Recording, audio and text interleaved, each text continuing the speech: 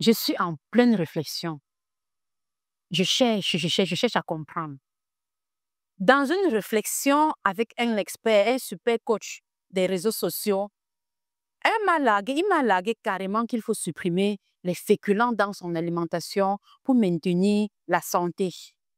Mais l'affaire là, c'est assez sérieux.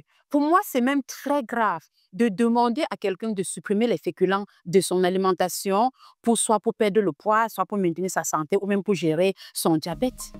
Je souhaite qu'on lève ce mythe. Alors, assis-toi, pose-toi et on en parle.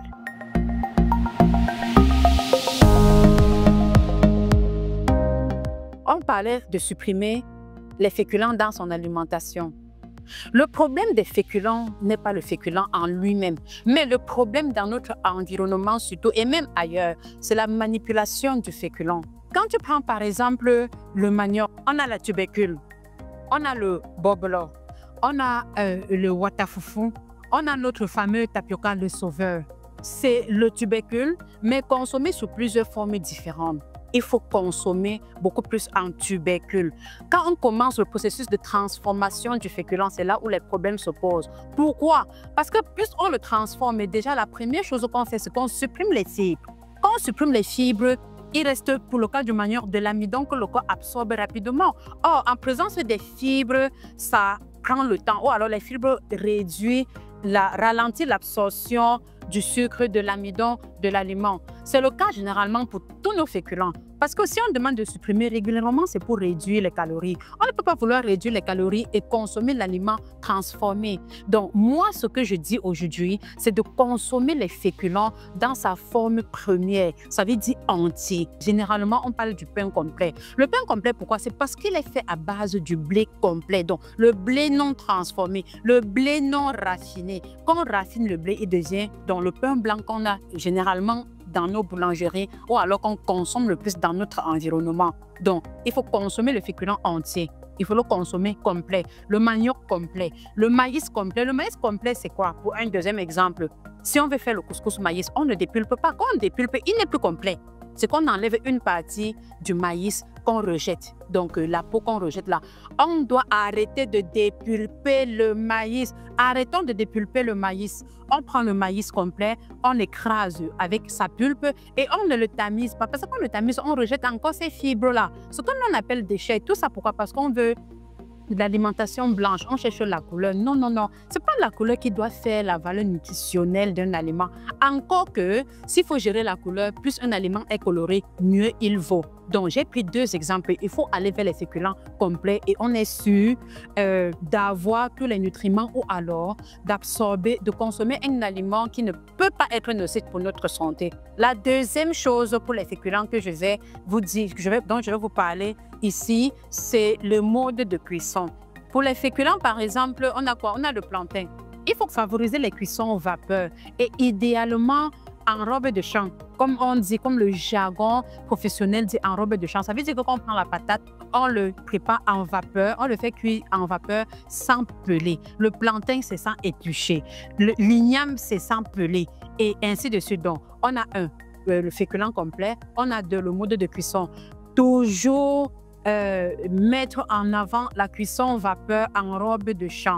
Ça veut dire qu'il faut réduire les températures de cuisson de nos féculents. Quand on parle de réduire la température, ça veut dire que la température la plus haute en termes de cuisson, c'est les fritures. Donc, il faut bannir.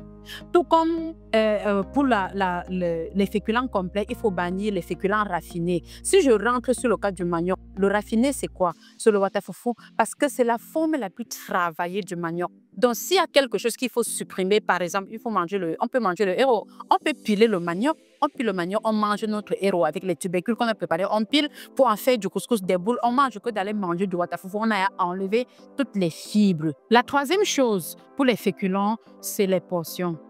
Sincèrement, que de demander à un individu de supprimer. Apprenez-lui à gérer les portions. On a un sérieux problème d'alimentation en Afrique, mais je préfère parler du cadre du Cameroun puisqu'on est au Cameroun. On consomme beaucoup plus de féculents que toute autre chose. Oh, les féculents contiennent énormément d'énergie, énormément de calories. Et dans nos vies sédentaires, régulièrement, on n'a même pas la possibilité de rejeter ces calories-là parce qu'on travaille au bureau, on passe la journée assis. Là sont ceux qui font vraiment le travail manuel pour pouvoir utiliser toutes les calories et consommer. Je vais prendre par exemple, on dit le riz sauce tomate, le riz sauce arachide. Donc, dans le plat de nourriture, l'élément principal, c'est généralement les féculents. Et c'est là où le gros problème se pose. Il faut apprendre à portionner ces féculents. Le féculent ne doit pas être l'élément principal d'un plat, non. Autant, il ne faut pas le supprimer pour les 3 repas principaux de la journée. Donc, au moins sur le petit déjeuner, le déjeuner et le dîner, il faut avoir toujours un minimum de portions de féculents, même si on est en phase de perte de poids. Mais il faut plutôt réduire la quantité de féculents consommés. Réduire la quantité de féculents, c'est quoi? C'est que généralement, il faut gérer déjà dans quel genre d'assiette on mange. Et puis, on se rassure que le féculent ne représente que le quart du plat idéalement. Ça veut dire que de faire, par exemple, le riz sauce tomate, on peut faire du riz, si on parle du riz complet, qui ne représente que le quart. Parce que la majorité dans un plat, ne l'oublions pas, c'est les légumes. Ce n'est que les légumes qu'on peut manger à volonté dans un plat, ce n'est pas les féculents. Donc, si je m'en tiens à ces 3 éléments, je récapitule. On doit consommer les féculents complets, éviter tout ce qui est raffiné. En 2, le mode de cuisson. Il faut éviter les modes de cuisson à température très élevée. En plus de mode de cuisson, il y a les portions. On a géré les portions dans le plat, on réduit. Sincèrement, on peut se rassasier en consommant 1 doigt de plantain vert. C'est possible parce qu'il faut aussi rééduquer notre estomac. Ce n'est pas le volume de ce qu'on consomme qui est important, mais c'est la qualité de ce qu'on consomme. Donc, si on commence à pratiquer ces 3 principes, on aura fait un très grand pas vers la santé et même dans la gestion du surpoids ou la gestion de l'obésité.